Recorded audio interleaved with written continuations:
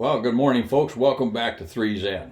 This morning, I'm going to begin by telling you a story about an IP that I worked with in check section in the 560th, probably around 1985 or so. His name was Tommy. Now, I had seen Tommy around the squadron quite a bit. Very pleasant guy, always had a smile on his face, he had a spring in his step, very good IP, and so I hired him. And at the time, Tommy lived 3 doors down from us in Converse, Texas, just up the street. And after I hired him, I heard some snarky individual remark, "Hey, in order to get into check section, you have to live on the same street as Holliker." Well, not quite the case. Tommy was well deserving. At any rate, just a fun kid to have around. The first story I have to tell you about him that comes to mind is when our DO came out with an edict about turning off early, and I'll put it early in air parentheses, with a cup of coffee. And what drove that was we had some guys that were getting on the brakes too hard. They were rolling out too fast, and you get on the brakes too hard. More than likely landed long, landed fast, but they wanted to make that turn off because it probably cut taxi time down by about 4, maybe 3, 4, 5 minutes. Not a big deal. At any rate, so the DO comes out and says, henceforth forward and evermore, no early takeoffs or turnoffs are allowed at the taxiway adjacent to the tower. Okay, fine. Anyway, should have known when you come out with an edict like that, the game begins. So the game was to land on speed and aggressively get into an aero brake and get that thing slowed down so that as you passed that turnoff where it would be fine to turn off, you had to add power to get down to the end of the runway to turn off. So that was our way of putting it to the man, I guess, if you will. So this one day, Tommy lands, pops into an aero brake, gets the thing slowed down. Might have even had about a 15 knot wind helping him. And as he's coming up to the turnoff adjacent to the tower guy says, Reno 17, if you'd like, you can go ahead and turn off at the taxiway here. And Tommy comes back and he says, "Sir, I'd like to, but my DO won't let me." Well, of course, that's when I learned about Tommy's sense of humor.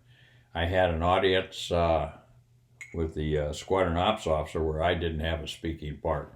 But I'll tell you what, I got a laugh. The DO, or the ops officer, was laughing also. But God bless him, loved his sense of humor. So, Tommy put in for the airlines and got hired.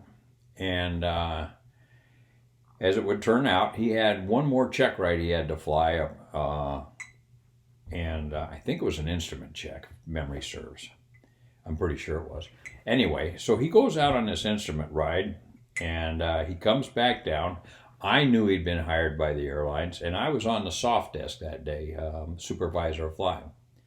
So Tommy goes out, flies a ride, comes in, and when he comes in to sign in, I said, "Hey, how'd it go?" He said, "Boss," he says, "I think I dumped one in the overrun." Oh, crap. It happens, you know. Okay, but you don't want it to happen on a check ride. That was usually a kiss of death. So I knew who he was flying with. He was flying with this check pilot, a Stanival pilot, who was rather humorless, as I remember. I'd flown with him once myself, and I really didn't care for him. He had the kind of demeanor, he was just flying along with you, waiting for you to screw up. I didn't care for that demeanor, but at any rate. So I called out to the RSU right away. I had a hotline. I called out and I said, "Hey," I said, "you got any notes adjacent to Reno 17? And the RSU controller said, "Yeah, boss, he dumped it in the overrun." I said, "How bad?" And he says, "Oh, about 3-5 feet, something like that." I said, "All right, if that note goes away, there'll be a case of beer at your desk when you get in tonight." He says, "I don't see any notes." So, not a problem. I hung up the phone, and when I hung up the phone, Numbnuts walks in, the check pilot, walks past me, walks over to another hotline out to the RSU, picks it up, and I hear him talking. I couldn't say exactly what he was saying. So he says, okay, and he turned around. He had a look of disappointment on his face. So when he walked back to me, I said, say, Captain Schmuckenfuss, I said, something that I could help you with? And he said, I thought we might have landed short, but I talked to the RSU controller, and it sounds like he was good. There's no doubt in my mind that guy would have taken Tommy out had the RSU controller confirmed it. And if you're a check airman, a standard valve pilot, you need to know yourself. You don't call up somebody and ask them about it. So anyway, I just kind of snickered and let it fly. And sure enough, when that RSU controller came in that evening, there was a case of beer sitting at his desk.